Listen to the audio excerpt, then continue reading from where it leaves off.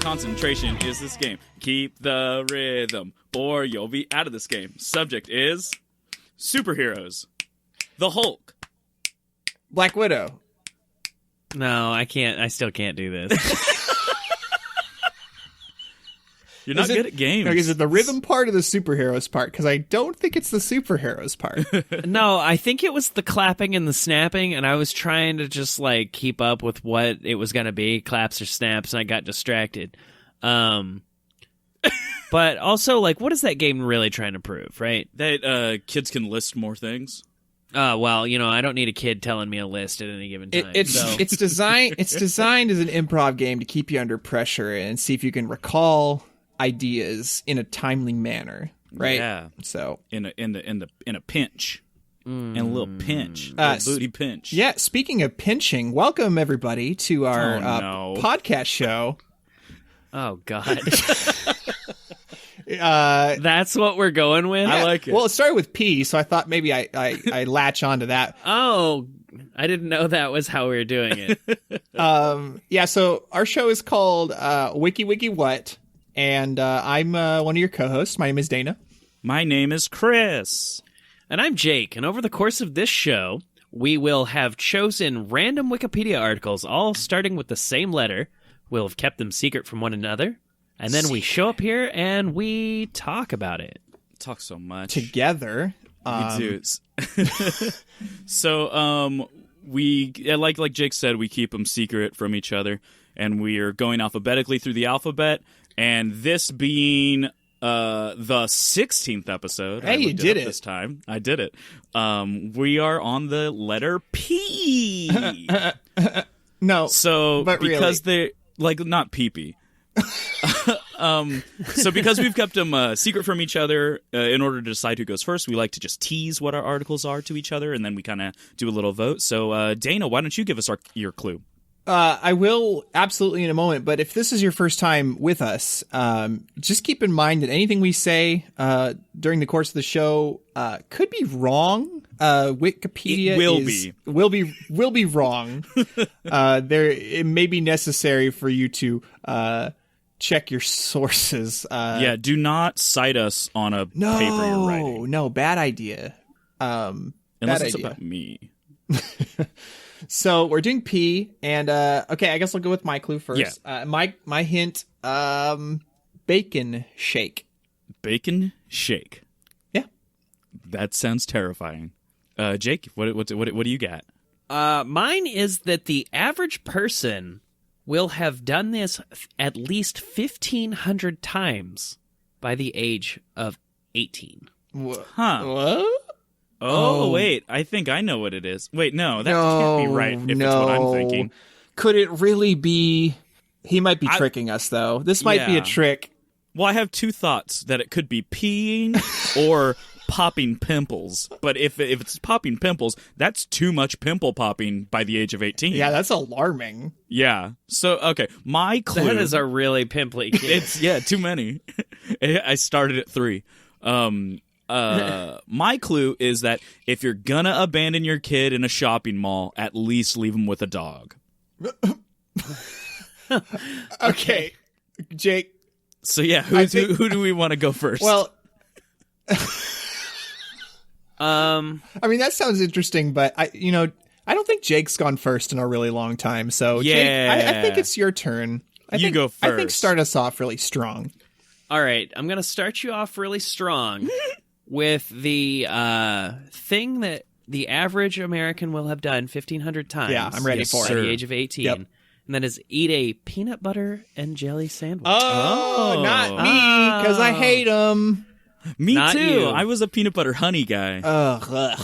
All right. peanut butter and jelly sandwich is my article this That's week. good. PB All right. and J. That's classic. Yeah, go for it. I was inspired. I went to the brewery several weeks ago, and they had this beer called the Elvis You Black might want to Tuesday. explain that because that is a very general name for an establishment. So it is a brewery called The Brewery. Okay. Okay. And I had an Elvis Black Tuesday, which is a bourbon barrel aged stout with That sounds peanut butter fantastic. and banana notes. Oh, no, I'm not into it anymore. No, it was great. It was I don't fantastic. like the nanners. Only nanners I So- like are nanners by themselves. You don't do the peanut butter? I love peanut butter. I have a weird thing where, like, I love bananas, I love peanut butter, I love chocolate, but when you mix them together, it's not so much good for me. You know what I I'm like? sorry you feel that I way. like a good Yeah. banana, like a good sliced banana on a piece of toast with some almond butter and some cinnamon. I go pure primate. Nanners by themselves. Now, Dana, I know you've been avoiding peanut butter because your mom's allergic. Yeah, she's allergic to it. Are you going to die from peanut butter? Do you know this? I don't know. I feel like I maybe have picked it up organically. No, I'm not allergic to it, but I don't like the taste. Okay, so here's the weird thing for me. I like eating peanuts. Like just like either raw peanuts, salted peanuts, totally okay with it. I don't like the butter format. Like I just don't like it. I can't do Butterfingers, I can't do PB&J, I can't do anything. I'm telling you right now, my where- man, the perfect Reese's is in the stores at this Yeah, moment. Reese's- It's those Reese's eggs. What? They're the perfect, those are the perfect primo. ratio of chocolate to peanut butter. Oh, woof. No, I can't do it. I don't even bite them. I just swallow them whole because they're so good. I do. I choke them down like And a I duck. and I don't know if that's because it was never in our household as I was growing up that I just don't like that. But in fact, I can recall a time. But like neither was Joy, and you enjoy having a good time now. No. But there was I apologize right now to your parents because I adore them both. my most distinct memory from preschool was the fact that for snack time they forced me to eat a peanut butter and jelly sandwich, or I Oh, could no, not. thank you. I could not go to recess if I didn't. Oh eat this. yeah, and that's just negative reinforcement. I cried and I was like, I had to eat it in like the tiniest little slices. Like, I can't believe this happened now that I'm like looking back on it. Like, Yeah, it's straight up like low grade child abuse. a little bit. and like it was worse because you were in like ninth grade. One time this is semi-related, and then I guess I will let Jake talk about peanut butter. But I had a similar situation where one time I was at a friend's house, like for a sleepover, and his mother made dinner. And I'm like, I love broccoli. I just like, I have a weird thing with textures for certain things. Yeah. And I can't do lettuce. I don't like it's too fibery. And then green beans. I feel like it's like a horrible noodle. So I hate green beans. And she made green beans and was like, well, you got to eat these green beans. And I was like, I can't. It will make me sick. And she's like, you're going to eat those green beans or you can't leave the table. And I was like, okay. I ate a bunch of green beans and I vommed all over the table. And she was like, oh my God, I'm sorry. And I was like, I told you I don't like green beans. But peanut butter. Why did you make me do this thing? Exactly. Yeah, it was her own fault. Yeah, she had it coming in a way. Yeah. Jake, I hope she's listening right now and she knows who she is. do you remember those green beans we made with the with the bacon and like the brown sugar? Yeah, they were delicious. Oh God, dude. Ooh. Yeah.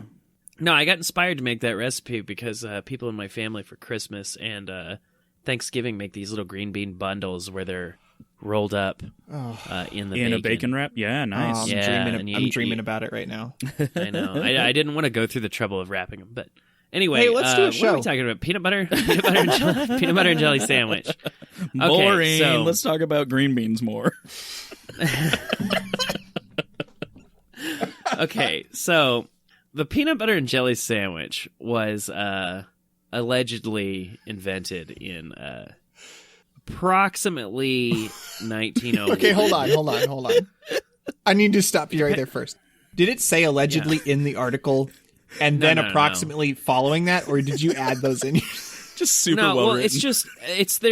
there's a lot of conflicting evidence on when the peanut butter and jelly sandwich was first invented, and the reason for this is the first reference of a peanut butter and jelly sandwich was in a 1901 cookbook. In a cookbook. Yeah, it was by Julia Davis Chandler. Jesus. In the Boston Cooking School magazine of culinary science and domestic economics. Wow. Teaching people how to make a goddamn three ingredient I was going to say, sandwich. that's the most mundane recipe to have in that kind of book. Spread one thing. Spread the second thing. The end. You got it. Eat it up. Yum, yum. Now, Eat it up. Now, nummy nummies. hold on. You guys are really kind of simplifying the peanut butter and jelly sandwich Okay. to a point where I What? think you're going to be you're going to be surprised. Okay. So, I'll eat peanut my butter and hat. jelly was not the first peanut butter sandwich. There are recipes in the later 1800s where people were making peanut butter sandwiches, but they were pairing them with pimento and cheese and celery and watercress and like all these like really Get savory that bullshit outta here. flavors. But that was apparently like 130 years ago. Peanut butter wasn't as sweet as it is today, Yeah. so it was just like nut butter. Yeah, we you know, load it just with like sugar now. it's all loaded down with sugar now. So you used to just eat these really savory peanut and celery sandwiches, which sounds disgusting. So they started adding more sugar in the very late 1800s, and they were like, let's pair it with jelly. A few years later, this sandwich, it says, adopted down the class structure as the price of peanut butter dropped. That's so sweet. So peanut butter sandwiches were a pretty hot commodity for like 20 years, and then all of a sudden it got cheap and it was for poor people.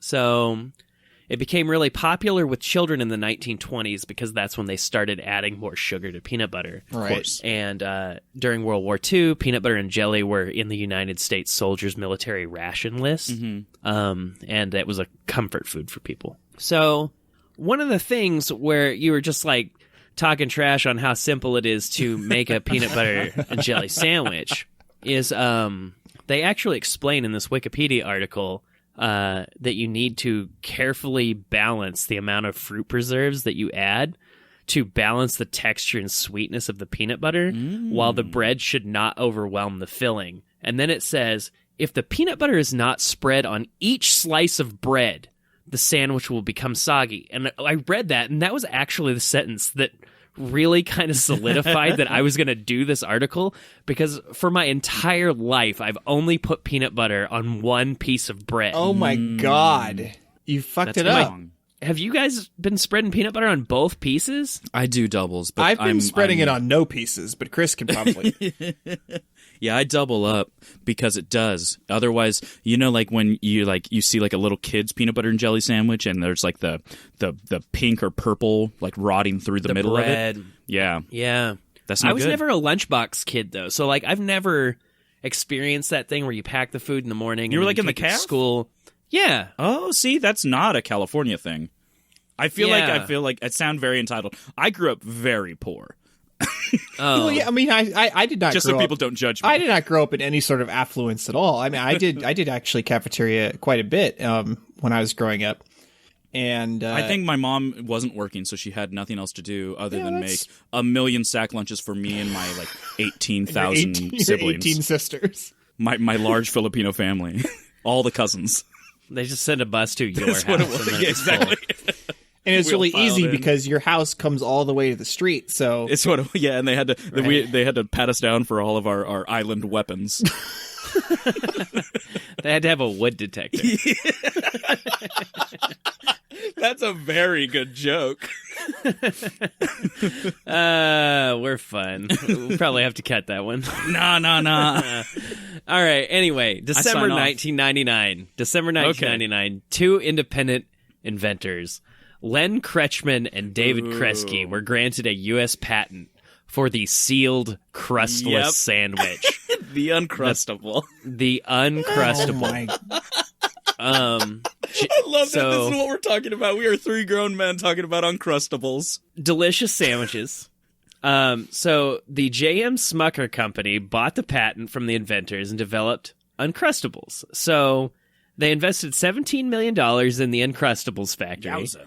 And by 2005, Uncrustables were selling $60 million a year with 20% annual growth. Nice. So they're just making millions I and millions cannot of dollars over believe. these sandwiches. So I cannot believe the success of this company, considering how easy it is to make a peanut butter and jelly sandwich.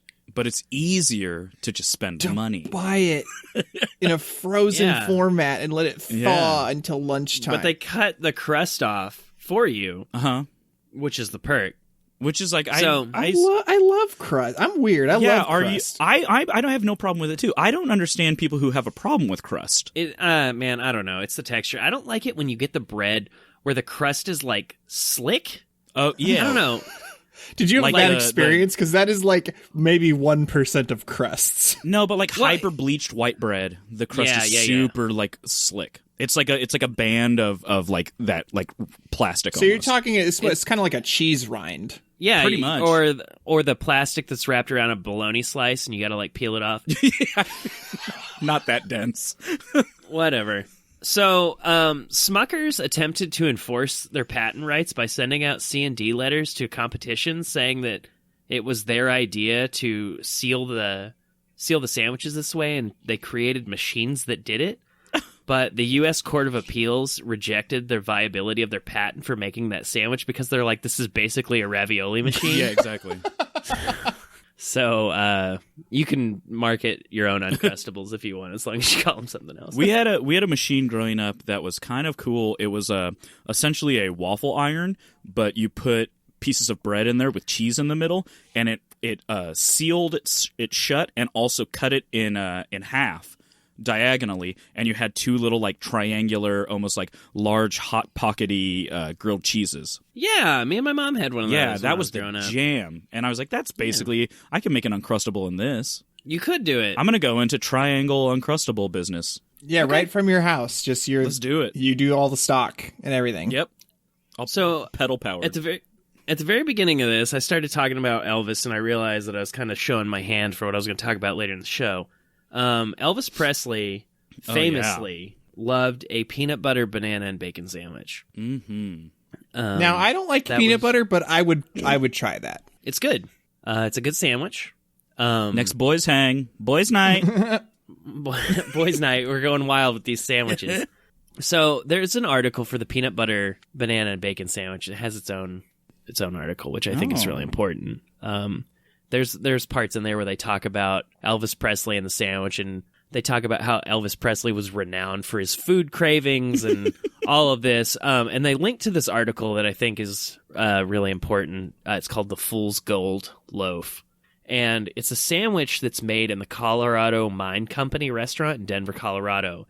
And this is an Italian bread loaf, an entire loaf of bread that is hollowed out, and it's filled entirely with an entire jar of peanut butter, an entire jar of grape jelly, and a pound of bacon. That's ridiculous.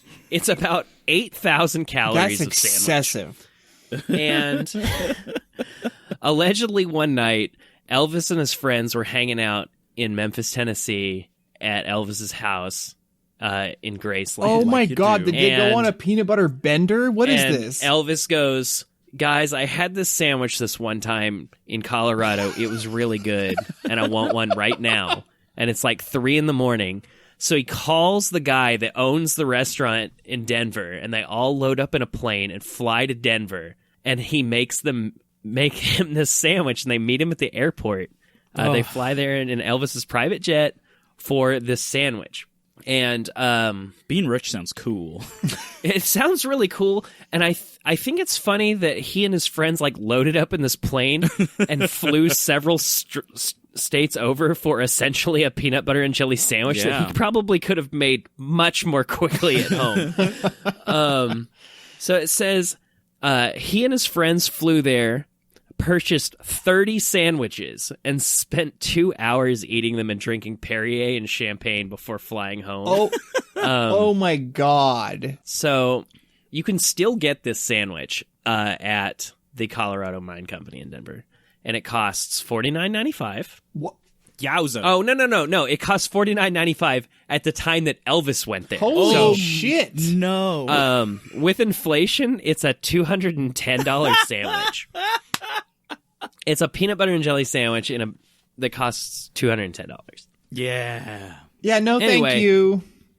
Anyway, good. sounded delicious. So Please tell me you made one. I didn't make one, Oh. but I've been thinking about it since I saw this article for like a month ago. I was going to So- say nugget challenge on Sunday, but maybe PBJ sandwich challenge. It's that pound of bacon, though, dog. That's not good for your So heart. it's been a hot minute since I did a list, right? Oh. Yeah, no, it's been a long time. Why don't you reintroduce that we staple to go. the show? So I found this article a long time ago, like years ago, and I'm pretty sure I've even linked it on Facebook before. It's a Wikipedia article called "List of Sandwiches," and it says this is a list of notable sandwiches. A sandwich is a dish consisting of 2 or more slices of bread with 1 or more fillings between them, or 1 slice in the case of an open-faced sandwich. Sandwiches are a common type of lunch food, often eaten as part of a packed lunch, and there are many types of sandwiches from a diverse variety of ingredients. The sandwich is the namesake of John Montagu, 4th Earl of Sandwich, a British statesman. Anyway, so I was sitting and I was checking out this list of sandwiches, getting real hungry, because all of the sandwiches have a picture. And Oh, Christ. so I just wanted to list some of the sandwiches that I thought were particularly interesting, and we can briefly touch on them if you want. Baked bean sandwich. Can I- it's right at the top of the list. Can I briefly eat them? Because I have not had dinner yet. Doesn't that sound good, though? Baked bean sandwich? Oh, yeah, I'd It's eat just that. like, Not for me, baby. Don't like those beans. oh, man. They're like So- eating little people. Wait, you The don't like picture- any beans? I don't like beans in the skin still because you got to pierce that skin. It's too carnivorous. So you're like a refried bean Or kinda cannibalistic, guy. rather. I'm still I not a refried bean guy either. I just don't like beans. All right. How well, do you eat so Mexican the, food, man? All rice. the That's the the Filipino in me baked coming bean out. sandwich, it has this picture. It looks like kind of a really grotesque clown. Oh, no. With Oh. like beans for eyes and beans for mouth, and No, then thank a you. tomato for a nose. So and it's menacing. literally, it says it's baked beans, butter, and bread. I would still do I it. would eat the Yep. shit out of that. Wait, what Yeah, about it the... sounds Is good. a cherry tomato? That's not a cherry. Sorry, I meant cherry tomato. Okay. Cherry tomato for a nose. Good. Other sandwiches. Cheese and pickle sandwich. Cheese and pickles. I had Just- one of those in England. It was good. It's a British sandwich. They call it the ploughman's sandwich. Yep. Nice, nice, farmers dude. used to eat it. It's a real thick slice of hard cheese, and then generally a sweet pickle. Yeah, it was good. Sounds good. I'd do it. I think I'm actually gonna go on a sandwich journey after this show. Maybe I'm gonna eat one of these. You need to sandwiches. plan your Bond me. first international voyage, and it needs to be sandwich related. I know. I think it's just gonna be an international voyage in my own kitchen where I spend like $6,000 on sandwich ingredients and just eat like 3 new sandwiches a day import for a all while. I this, would like- love to cook some of those for you. Oh, please. This will be fun. I love cooking. Philly cheesesteak sandwich. Yep. Guys. Boom. Dana, you went to Philadelphia. I heard you did not go to Pat's or Geno's. I did not go to Pat's or Geno's, but I did get a Philly cheesesteak while I was there. From from Denny's, No, it wasn't. No, it was from a. It was from a little like like a little stand. or yeah, something. Yeah. just one of those hole in the wall places. It was That's good. yeah. Always good choice. All right, Pat's and Geno's for the audience. 2 of the most famous Philly cheesesteak locations in Philadelphia, directly across the corner from each other. Some of the oldest in the world. Chicken sandwich, Gotta love it. allegedly invented by Chick-fil-A. in the in the 1940s. Okay. It says Chick-fil-A claims that it invented the fried chicken sandwich in the 1940s. Nah. This claim is unsubstantiated. Okay. Nah. No? Nah. I don't believe it. I mean, it's the only chicken sandwich restaurant, right? But I don't know if that. I don't know. What about Chicken All right. Sammy's? That restaurant opened by Sammy Sosa? That doesn't never exist. heard of it. I made it up. Oh God, it seems so plausible, you know. He's just this big Dominican man. Do you like chicken sandwich? Boy, do I have one that will knock it out of the park. Get out of here, Sammy Sosa. Leave me alone. Oh God. Okay, Chip Buddy. What? Chip Buddy. Okay, elaborate, please. I love that reaction. It's another British sandwich. I didn't hear about it's- this one. It's a French fry sandwich. Oh. Because, as you know, Yeah, they call the yeah. French fries chips. Yeah, no, we've been over it. No, I get it.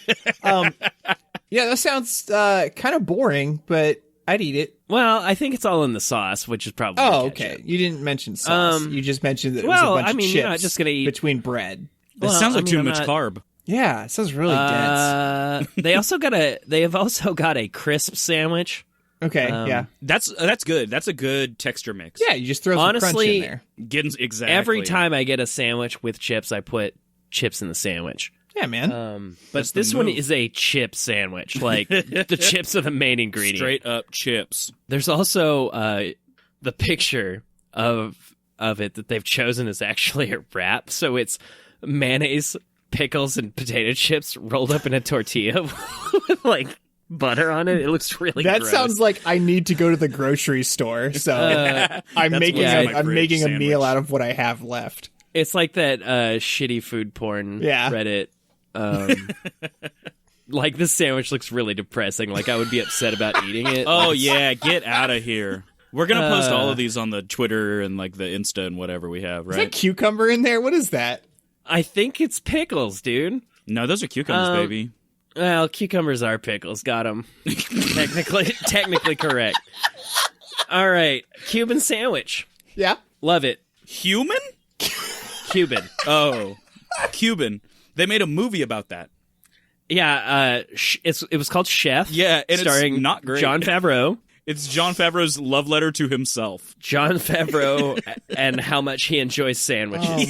Oh my. Which is kind of a movie I can get behind. But you got to throw Johnny Legs in there and then a kid for some reason. Yeah, and then like the cop shows up to hassle him, but he makes like such a good sandwich that They gotta let it it's go. okay. They gotta let it go. It was one of those movies. He that was directed important at the Iron time. Man. Wasn't he in that movie too? Yeah, he's happy. Happy. That's right. Yep. I think that was the sequel to Chef. Happy Feet? Heavy Feet. That's what it is. Saw this real gross sandwich called a fruit sandwich. Nope, thank you. White bread, kiwi, strawberry, pineapple, and mayonnaise. No. Oh no. my god, that's like a really shitty fruit salad. It sounds like one of those like 1950s recipes. Yeah.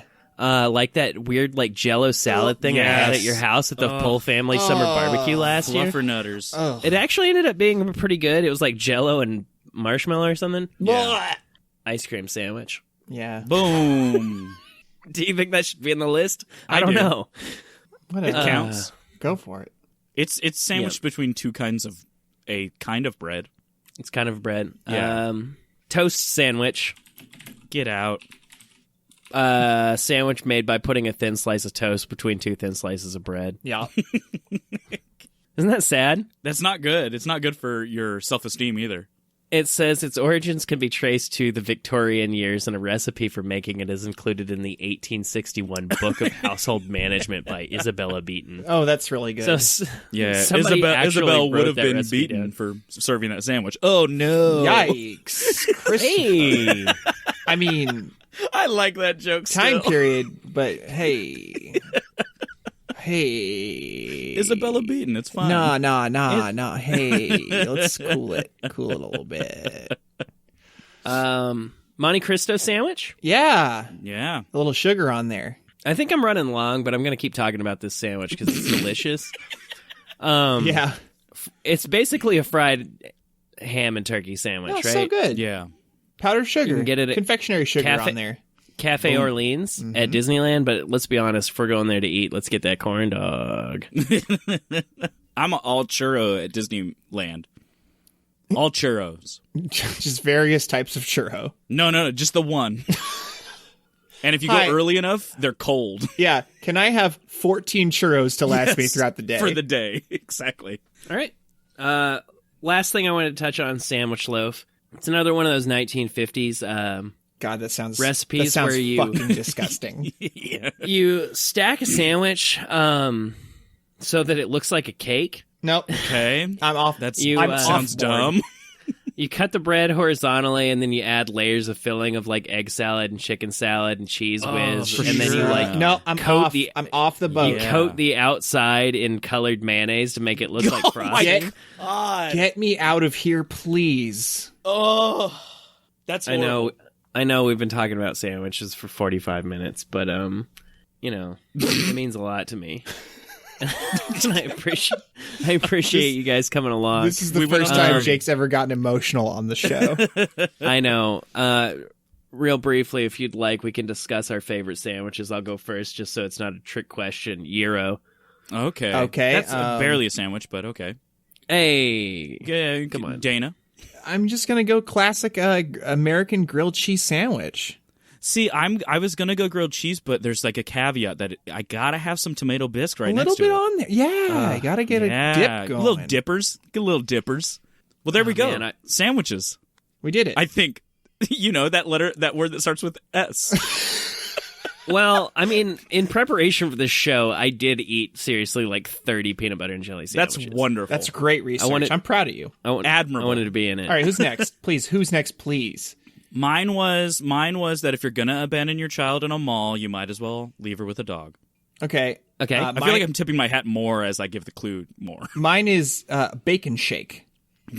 Okay. Simple. I really hope that Chris's is petting zoo, and I regret not doing petting zoo as my P. It's not. All right, well, Gentlemen, prepare to learn a little bit about a wonderful TV show called Punky Brewster. Oh! Yeah. So Punky Brewster is a show. So I was born at the very tail end of 1984.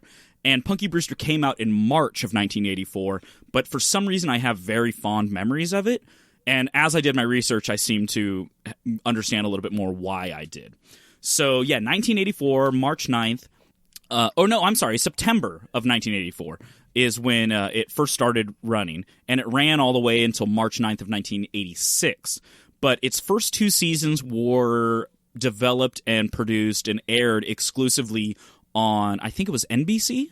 Probably, but Sounds right. Yes, NBC. But then at the end of its second season, they actually canceled the show, but because they were doing this weird thing where NBC built the show and were doing it in 15-minute episodes because what they wanted it for was at the end of football. What? So they aired it on Sundays after football, and because the games would sometimes run long, it was a filler? They wanted 15-minute episodes so that if the game was running long, they could throw a 15-minute episode instead of a 30-minute episode, so that the kids would not be disappointed, is what it says. Well, okay, so I guess that's not too far from the mark. I mean, half-an-hour shows are actually more like 21 minutes anyway, so this isn't that much shorter than that. So half-an-hour shows used to be, I think, up until the mid-90s, they used to be all the way up to 26 minutes, and now they're cut down to 22 minutes or 21 minutes. Right. And that's because of greed and advertisement.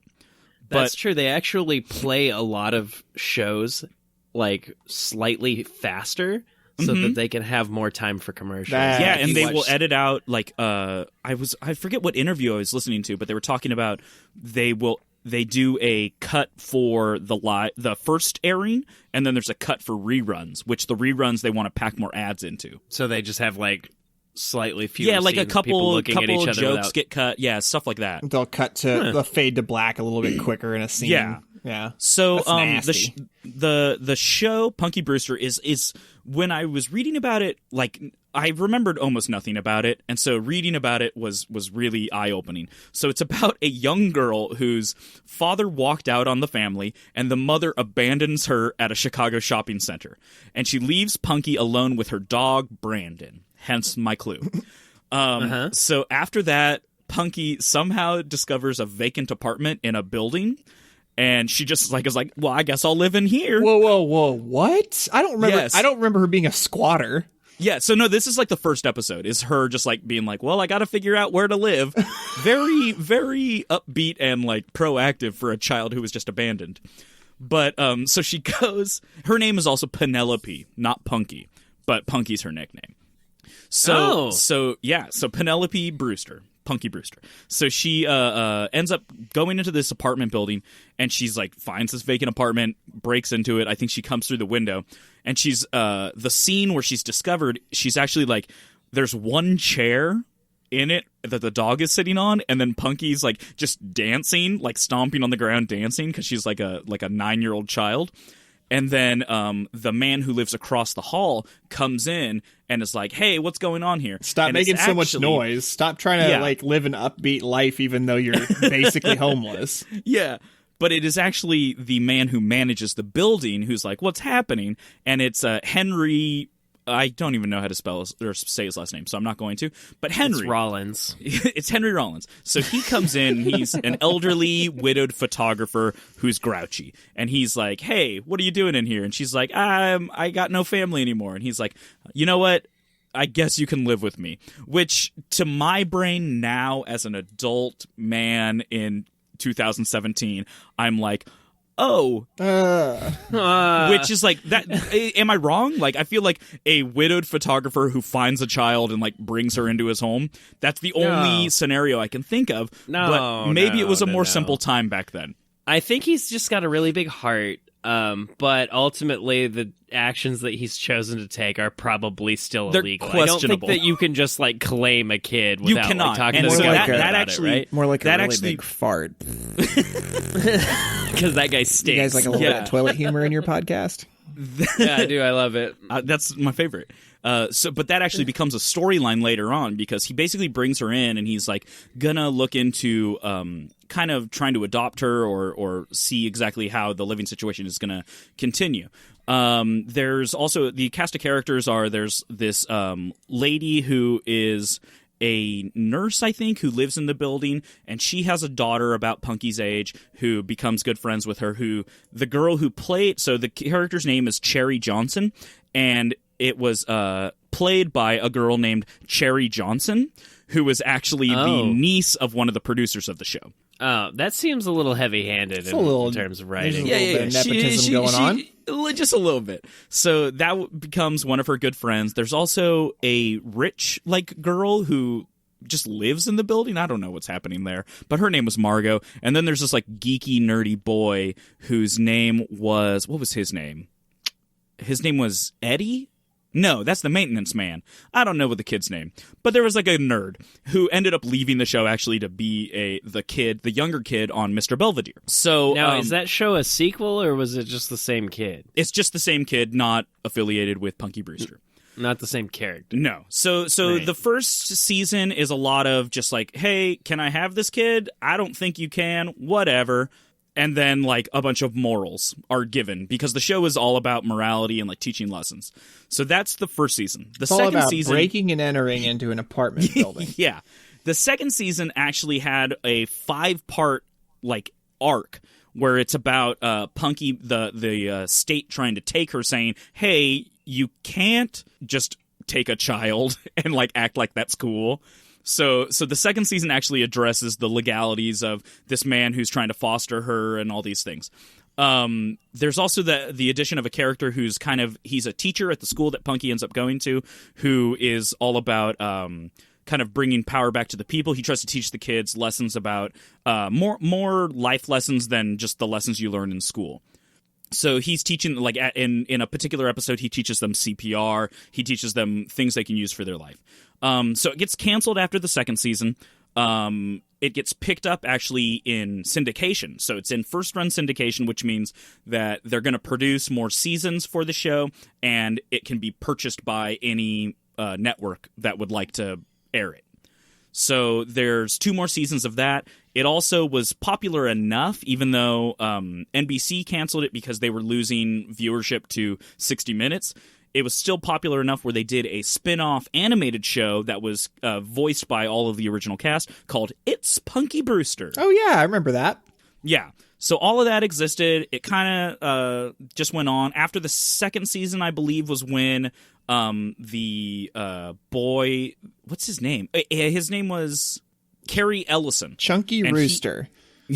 And he ended up leaving to go to Mr. Belvedere, and he left after the second season. And so it's the kids are aging, and the next 2 seasons they start dealing with junior high and things of it actually. There's a quote where eventually Punky stops wearing her glowing clothes and her the classic, which I feel like it's very reminiscent of what Chucky wears, is what Punky Brewster wore as a child. Right. It's just all primary colors, bright colors.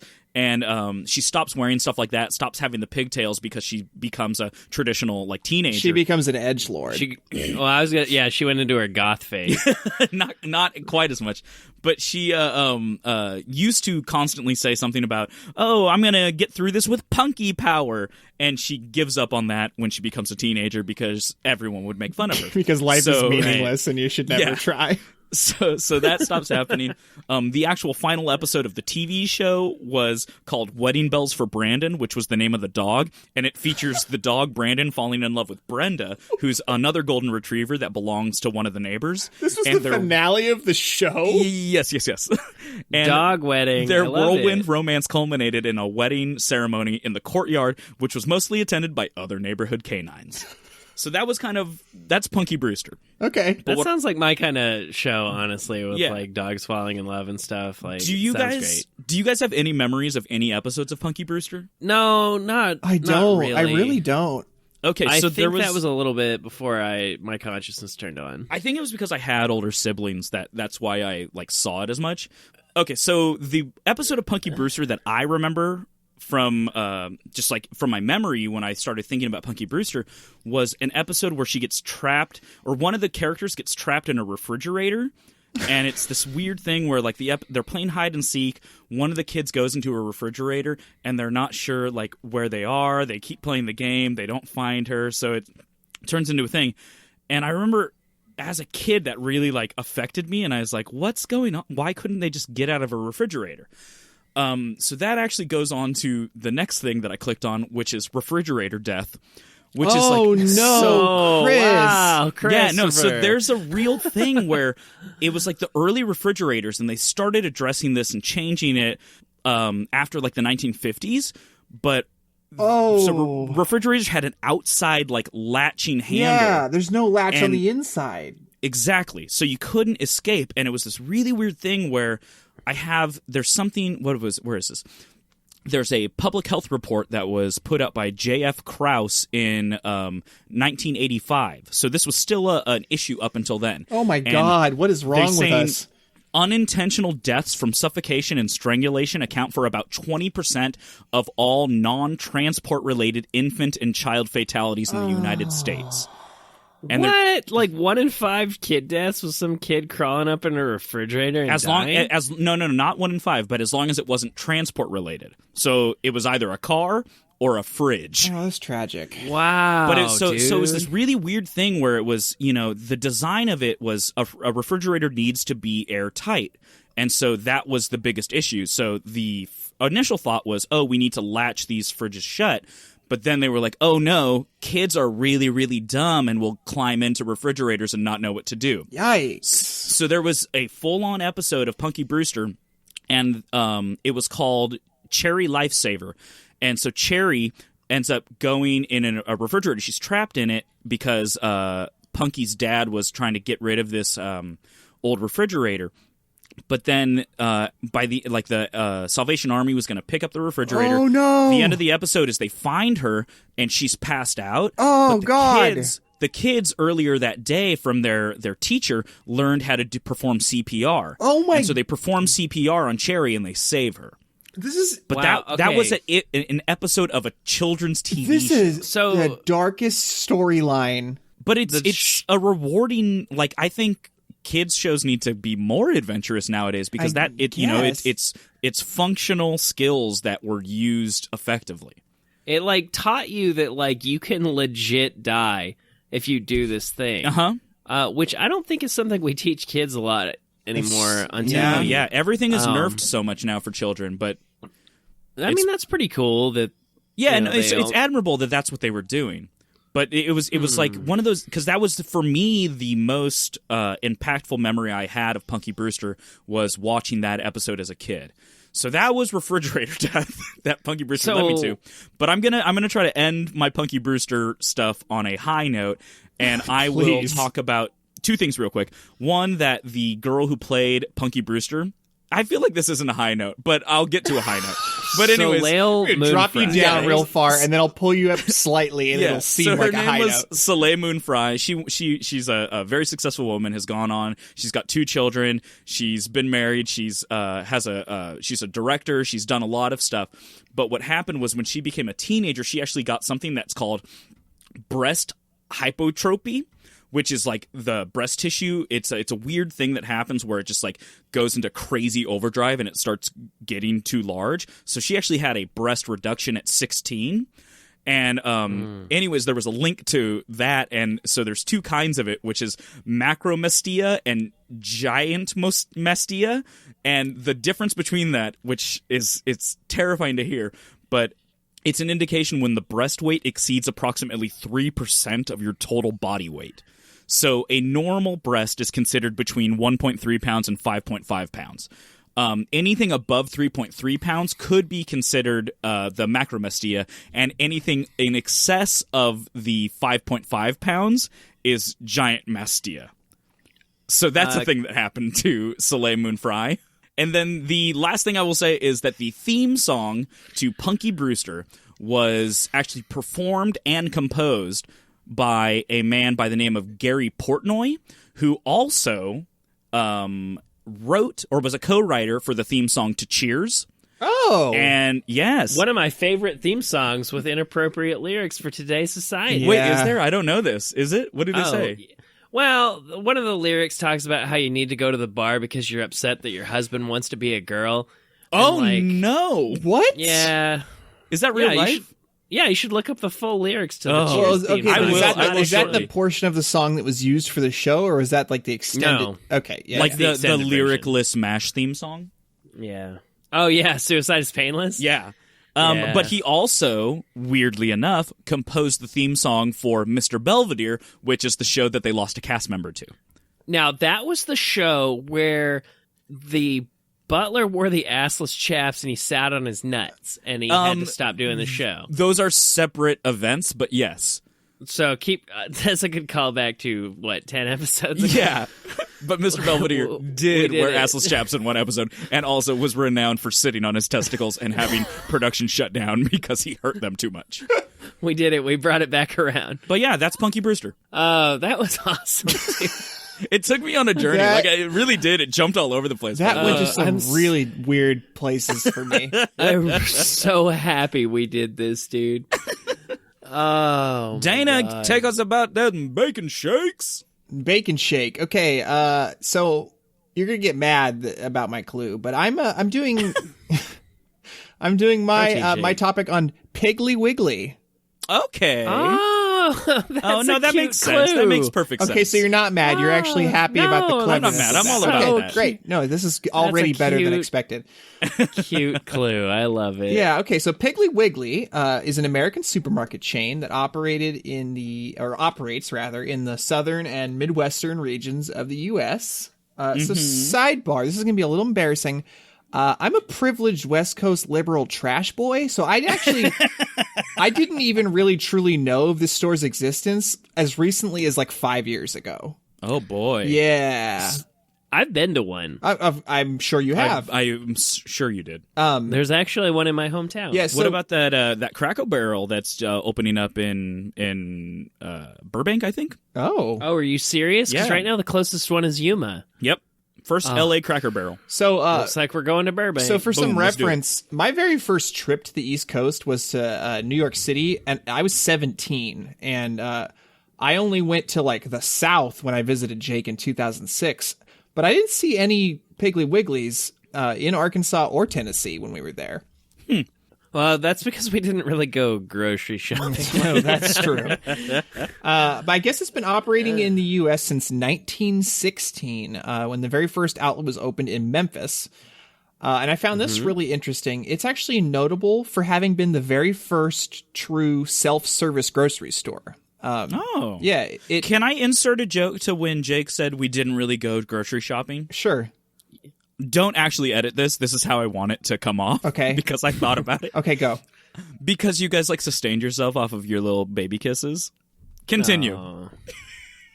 That's cute. Yeah, we did good it. jokes. Baby kisses were had. So Piggly Wiggly originated checkout stands, individual item price marking, and shopping carts. They invented that all for that concept. Do you know what the system was before?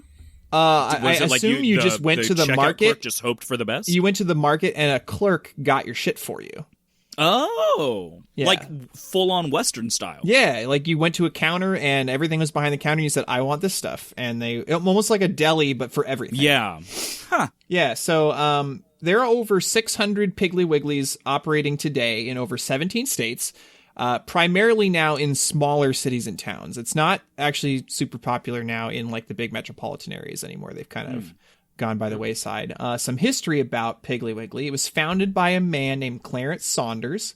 And to give you a little bit of background on him, he was born in 1881, died in 1953. And he was responsible for developing the modern retail sales model of self-service stores.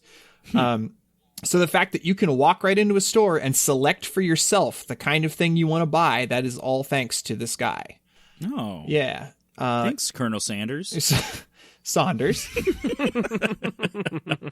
He started off as a grocer in Virginia. He moved to Alabama to work in a Coca-Cola plant, and then he moved to Tennessee to work in a sawmill. So a lot of different experience in different kinds of like factories and stuff.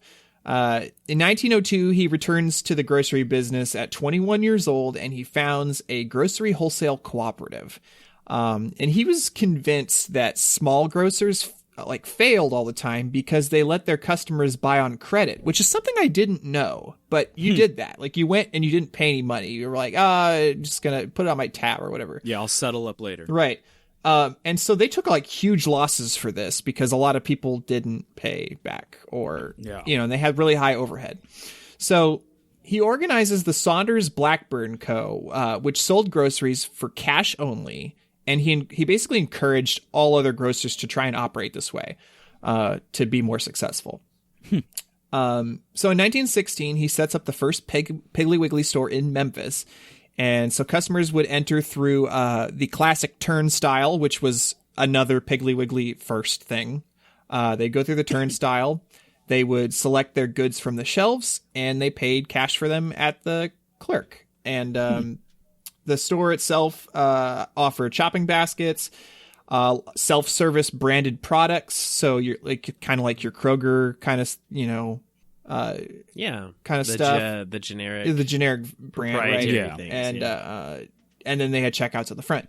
So by removing unnecessary clerks and creating elaborate like aisle displays and rearranged the store to kind of force people to view everything, right? Those were some of the characteristics that were found in these early stores. And he patented the self-service store in 1917. That worked out for him. Yeah, as we know, this eventually became the standard for not just grocery stores and supermarkets, but every kind of store that sold items you could take off shelves and put in a basket. So I got some stats here. By 1922, 6 years after opening his first store, Piggly Wiggly had grown into 1,200 stores in 29 states. So six years after opening. This is 1922. By 1932, the chain had grown to 2,600 stores and did over $180 million annually. So pretty successful. Yeah, a little bit. It of course encouraged several imitators, and I have a cute little list here of the imitators. You had your Handy Andy stores. Okay. You had your Cute name. Helpy Selfie stores. Helpy Selfie? You had your Mick or Mac. Okay. You had your. That sounds offensive. You had your Jitney Jungle. And, wait, that's offensive too. And I shit you not, there were Hoggly Woggly stores. That's the ballsiest perpetrator. And they still exist today. Yelp that shit. It's real. Oh, no. So we going to Hoggly Woggly later? Yeah. Yes, sir. So Saunders is obviously doing really well, and he ends up listing Piggly Wiggly on the New York Stock Exchange as a public company. Mm-hmm. And here's where it all goes downhill. Yay! So Saunders starts building himself this mansion, right? This huge pink mansion in the early 1920s. And it's just in time for several of his stores to just fail in 1923.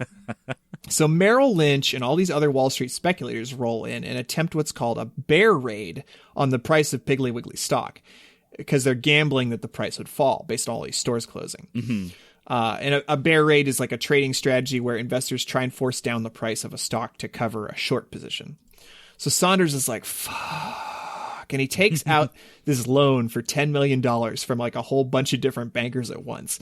And he adds like some of his own riches in there. And he counteracts with a corner by buying a large amount of his own stock with hopes, of course, to drive the price back up. Mm-hmm. And he's like all like open about this. Like he's saying it and it says here that he flamboyantly declared his intent in newspaper ads. Eventually he bought so much of the stock that he had orders for over 196,000 of the 200,000 outstanding shares. Oh no. Yeah. So the share price went from a low of $39 in 1922 to $124 in 1923. So pretty good, right? It bumps them up. Yeah. But pressured by the bear investors, the New York Stock Exchange basically declared that corner existed. They were like, hey, this guy's creating a corner in the market. And they gave them 5 days to deliver the stock that Saunders had bought. Eventually, this forces the price way back down, and Saunders sells his stock at a huge loss, which eventually ends in his total bankruptcy. That's a bummer. Yeah, so from that point forward, he had no further association with the company. Like, it destroyed him. So, pretty Colonel hard fall. Saunders. Right. So his half-completed mansion that was like in the middle of being constructed when all this was going down was actually sold to the city, and it's since become one of Memphis's historical natural history museums called the Pink Palace. The Pink Palace Museum and Planetarium. There you go. I've been there. And it actually includes a walkthrough of the model of the first Piggly Wiggly store. So yeah, Piggly Wiggly, huge success, but he got a little greedy with the Wall Street thing. And it's a ballsy gambit, though. Yeah. So after that, appreciate that. After that whole disaster, he wants to get back in on the ground level of some more supermarket innovation. Okay. So in 1937, he returns and he designs and prototypes an automated store that he calls the Key Doozle. I love these words. That's a wonderful word. Right. It was kind of a fun way of saying key does all. Uh-huh. And essentially the Key Doozle stores were these giant vending machines, essentially. Merchandise was displayed in these single units inside these glass cabinets, and each of the glass cabinets had a keyhole like underneath it. Mm-hmm. And when you entered the store, you'd be given like this little thing that kind of looked like a pistol, but it had like the key at the end of the barrel. And you would take it to the cabinet and you'd place it in the hole for the item that you wanted. And you would pull the trigger for the key for as many times as you wanted the item. So if you wanted multiples, you just like pull the trigger more than once. And this action recorded on some punched tape in the device. And it activated some back office machinery to assemble the order, which then got sent to the checkout on a conveyor belt. Oh my goodness. So, wow, that is incredible technology. Right? And so you get to the checkout and your tape that's in the little pistol thing is run through a reader and it produces your bill, and your groceries are already boxed up and waiting for you because you've just been going around the store just like clicking the pistol thing. It's like a same-day wedding registry. Yeah. That's incredible. So this system pretty much, as you can guess, eliminated the need for shopping baskets or carts. It decreased a lot of space requirements. It reduced the number of labor that was needed. And it cut down on the time that people were standing at the checkout. So why did it fail? I would assume that the machines kept breaking. Bingo. Gremlins. So the very first model of his store was actually, so it started off bad because the first model of his store was put on hold when the U.S. entered World War II. And so that took a huge amount of steam out of his sales, right? Because like none of the men were home. They were all off at war. All the females were working, right? Like nobody was going to these stores. Yeah. The second, more improved model was actually unfortunately riddled with so many mechanical problems that it caused more delays than like a regular supermarket. And the high cost killed those stores permanently in 1949. So, but Clarence Saunders wasn't done yet. Of course not. Until the time of his death in 1953, he started developing plans for another automatic store system called the Food Electric. which is one word. Okay. The concept for this store is actually very clearly a predecessor to what we now know as self-checkout. And he described it as follows, and these are his own words.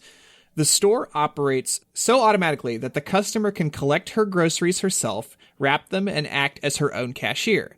It eliminates the checkout crush, cuts overhead expenses, and enables a small staff to handle a tremendous volume. I can handle a $2 million volume with only 8 employees.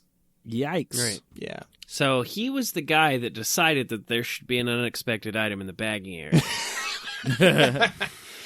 So the central invention for this idea was essentially a very primitive computer, or what he called a shopping brain, which was loaned to the shopper who would take it around to all the merchandise, again, behind glass cabinets, all this stuff. And you slip the computer into a slot, and your box of noodles or whatever will slide down a chute. And you take all your merchandise up to the cashier, and you just pay the amount that's listed on the device. The store never opened. Oh. Yeah. So yeah, I don't know. Super interesting guy, like way ahead of his time. Obviously. Yeah, very ahead of his time. And then he died, and that was it. And that's it. Piggly Wiggly. There you go. Have you seen that video of the new Boston Dynamics robot? I follow that Twitter account. I follow their Facebook page. It is terrifying every day what's happening there, but I love it at the same time. The one that can like picks like up 100 pounds and it can jump and move around. So what I was thinking is like, think about how close we are to so Amazon already has like really destroyed the business of brick and mortar stores. Right. And then they replace their workforce with robots on these contracts with Boston Dynamics, where they have these robots running around, jumping over each other to like for efficiency, and just like picking up and sorting our orders. I like it seems very, very reminiscent to like what this man envisioned, but he was just so ahead of his time. I like that your vision of these robots is that they haven't developed an efficient way to get around each other, so they have to. They have to resort to acrobatics to do their work. I don't think that they haven't figured out how to get around each other, but think about if you could make your aisles just one robot's width, and then the only way for them to get past each other is by jumping over each other. That's terrifying. And if they're capable of that, you can have more stock and less square footage. That's and efficiency, then you save baby. On rent. Yeah. That's bottom line. That's Obviously, bottom line, you've baby. never invested. That's good stuff. And they called them the Hoppin' Bots supermarket. Hoppin' Bots, baby. But that's incredible that man thought of all those things then. Yeah, I was really surprised, considering that up until 5 years ago, I had no idea what the hell Piggly Wiggly was. I thought people were making a joke. Like I thought that like it was like baby that talk. It was like a real quaint name. Yeah. Or like just a reference to something. But it was he was a really talented guy. There you go. All right. Is that it? That's it. Baby. I think we need to end the show. Okay. Blow it up. I feel like I had a great time tonight. I had a wonderful time. Yeah, I'm having a good time. Oh. All right. Thanks, everybody, for listening. Please engage us on social media. Like us on Facebook. Follow and retweet us on Twitter at _WikiWikiWhat. Visit our website at wikiwikiwhatpodcast.com or send us feedback or suggestions at wikiwikiwhatpodcast@gmail.com. Yeah, and I actually wanted to give a little bit of a shout out to a fellow podcaster who's kind of doing a podcast in the same vein as us. So thank you very much, Ted Hubish. He actually gave us a shout out on his social media sites for his podcast called WikiQuest. It has a similar concept to us. And his website is lightswitchpodcast.com/WikiQuest, and go check it out. They do kind of the same thing. They do a few more articles than we do. But yeah, I've listened to a couple episodes and it's great. So good job, Ted. Thank you. There you go, Ted. I just want to give a shout out to Ted as well. I want to give him some hugs and some kisses. He's doing a good job. Also, I want to say that I'm not in charge of this, but I'm going to do my darndest to make sure that we get these pictures of these horrifying sandwiches onto our social medias so that everyone can see them and be as confused as I am in this moment. But yeah, just thank you everyone who's listening, and I hope that you continue to do so. And you guys, it's 3 a.m. Stop reading Wikipedia and go to bed. You almost had it that time. I know, so close. Sing the song so we know. All right, now go into spinning.